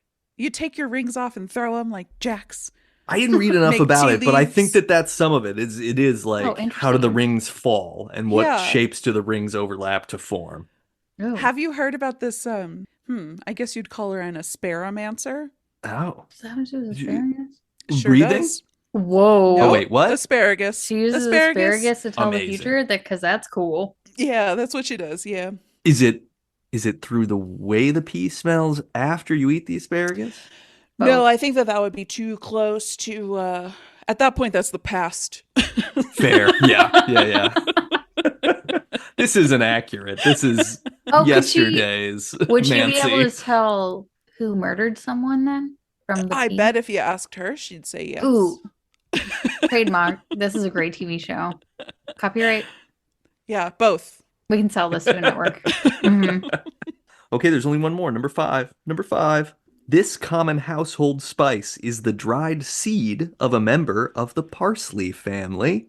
And the very wet, very hairless folks in this Steven Spielberg and Tom Cruise movie are known for their precognitive abilities. Yeah. Minority Report. Uh-huh. Human, I wrote. Ooh. Yeah. Report. I'm sorry. Huminority me. Report. Huminority Report. That's you see what right. I did there? There it is. That's what they're like when I do Beautiful. them at 5:45 the day we record. It that was great. perfect. Yeah, that was We really had good. fun. There was a pterodactyl, We got British sports. Yeah. I'm reminiscing. That was a Keira Knightley There's flick. ectoplasm. Yeah. God, I love it when ectoplasm's there. Mhm. Sister Act. Sister Act, always good. Love it when Sister One of the Act is hits. there. Playing the hits. Yeah, no, it's great. What a Ugh, good glad we movie. could look back on this and really Yeah, that was important. Reflect, reminisce. love it. I think it's time to talk about Debs. How many devs? How many devs? How many devs? How many devs? Debs. Dum-dum-dum. Debs for thoughtography. I will go because I'm giving this a 5. I think this is super Yeah. interesting. I am torn as to whether I believe it's a thing that is actually potentially happening or a thing that has been adequately and repeatedly sort of disproven. But Yeah. I love it. I love that it's there. I love the fact that there remains this sort of thin layer of ambiguity in everything that allows you to go, who knows? I mean, Yeah. the beauty of paranormal things is that we aren't fully able to explain any of them, even if they're explanations adjacent. Mhm. Yeah. I mean, I also got to go 5. I do have a ton of questions about like experiment methodology here, but I also think that that contributes to the 5. Like, clearly I am engaged with this subject and I want to know more. So, yeah, I got to go 5 on that. I'm also gonna go 5. Hell yeah. I learned so much during this. I came in with an open mind. I only watched 2 YouTube videos, didn't understand much, and was like, you know what? Nate and Kelly are going to tell me stuff, and it's going to be really fun. So I think in this one, I was the audience. I am the listener. But yeah, this was really enjoyable, and I loved learning everything about it, and I'm going to go read up more on it. I was like, oh, Yeah. I don't know if, and it's because all the YouTube videos, all 2 of them, said the same stuff. And I was like, I'm not getting anything new. I don't know if I'll have anything to add, but I know that you guys really brought it. So that's what I'm saying. I'm going to keep reading this book, so I'll update you Yeah. on MouthGarf new Report. stuff. And then we'll talk Yeah, about Star MouthGarf Wars. Report. Yeah, we should dig more in. So some of the sources I had, one source was thoughtography of Nagao Ikuko. That is from ndl.go.jp. You find it pretty easily by Googling what I said. There's also crystallinks.com/thoughtography, and then the old Wikipedia. We love Wikipedia. So my sources for this one are primarily The World of Ted Serios, Thoughtographic Studies of an Extraordinary Mind by Jewel Eisenbud. And you can also take a look at a lot of these images, and there are hundreds of them, on umbc.edu. That is the University of Maryland, Baltimore County.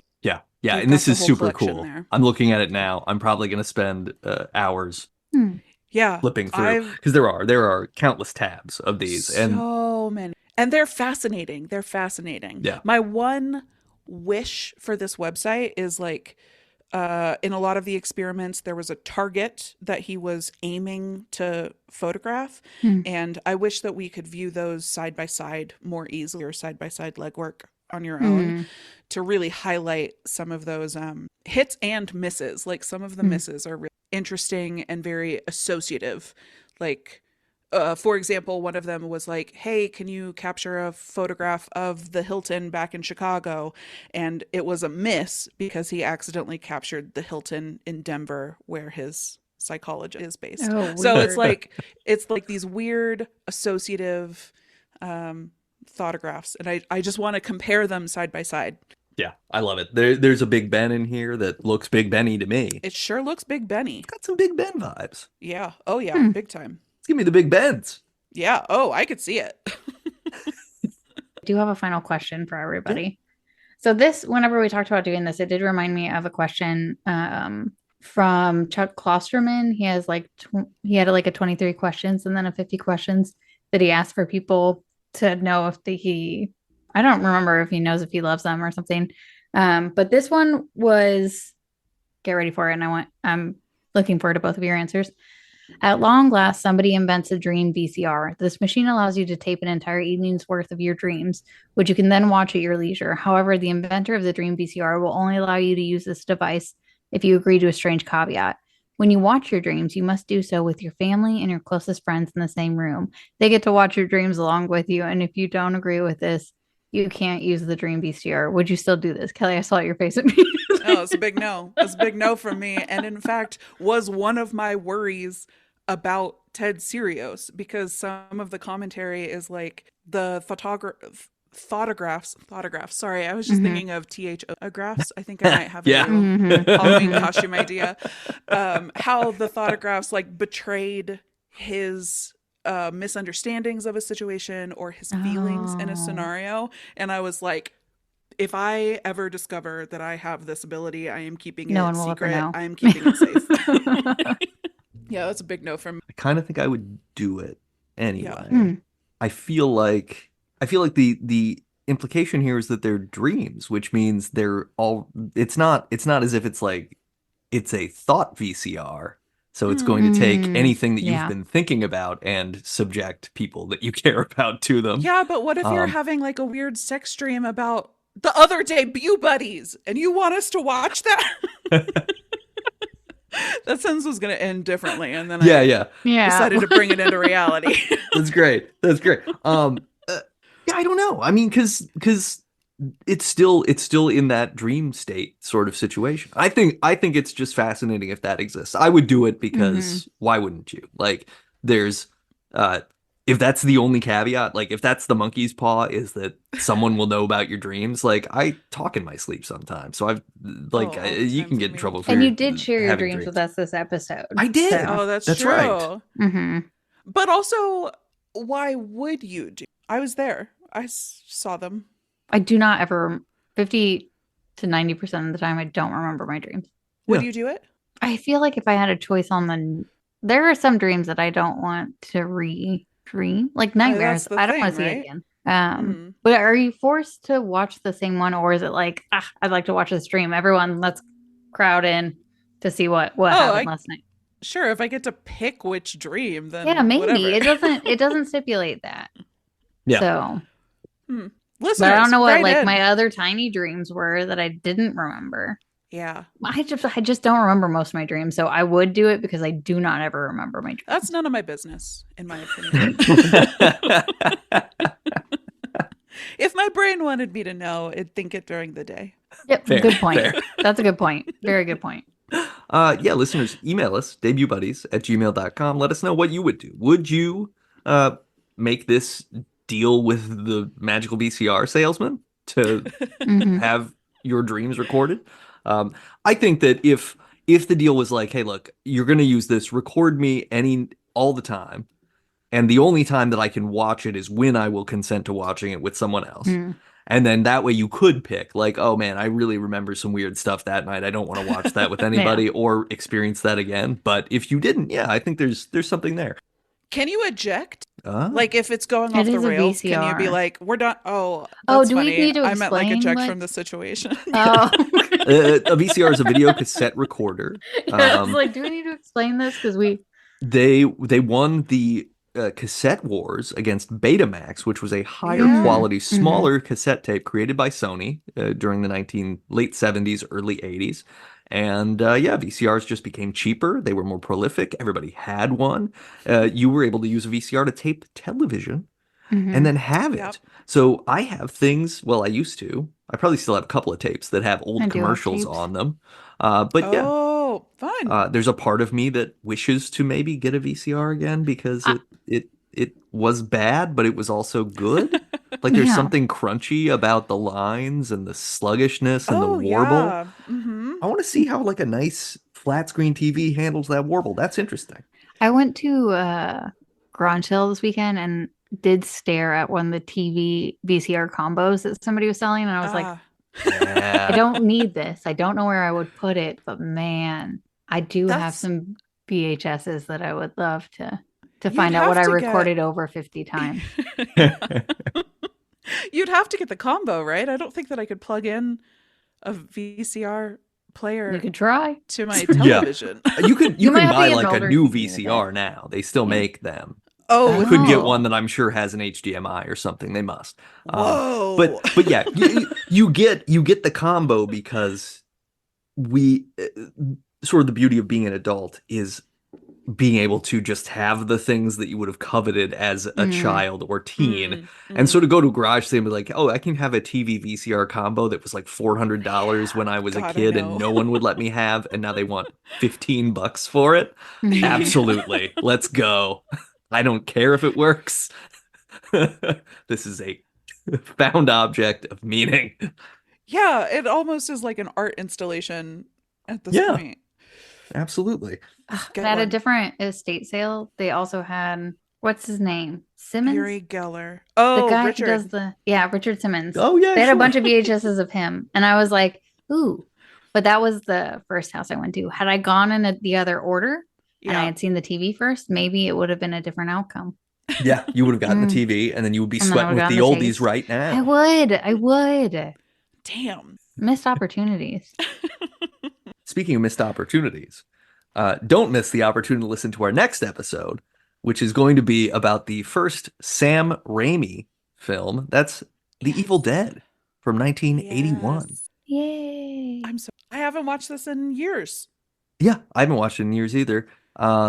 Trigger warning for the sexual assault, Barbarous. arboreal sexual assault Yeah. that occurs in the film. Yeah. Yeah. But that's not all that this movie is.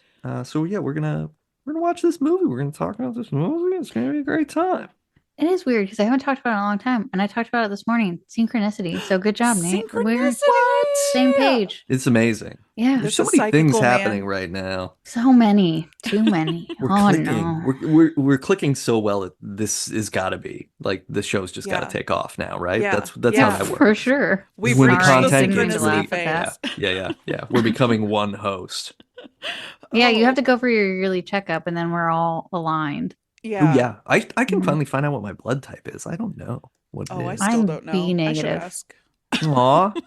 Yeah. Which is my ironic outlook because on you're life, normally you know? so positive. Yeah. Adorable. Listeners, if you're also negative or positive on this podcast, you should subscribe and Only give be us a positive. 5-star review on Yeah. the Apple Podcast application. Write whatever you want.